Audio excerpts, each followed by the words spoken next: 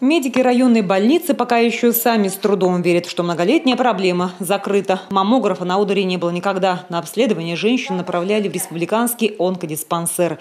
Либо проводили осмотр выездные бригады. Раньше мы аппарат арендовали у Свымского района Сайкина только на неделю. Людей у нас очень много.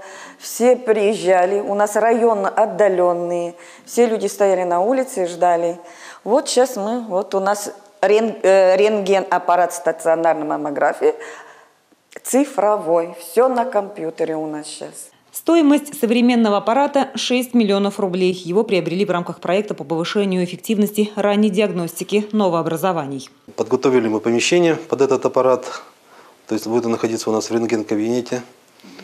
На сегодняшний день мы обучаем врача-рентгенолога. Как только специалист завершит подготовку, в больнице сразу же начнут принимать пациентов. Планируется, что уже в октябре маммограф заработает на полную мощность.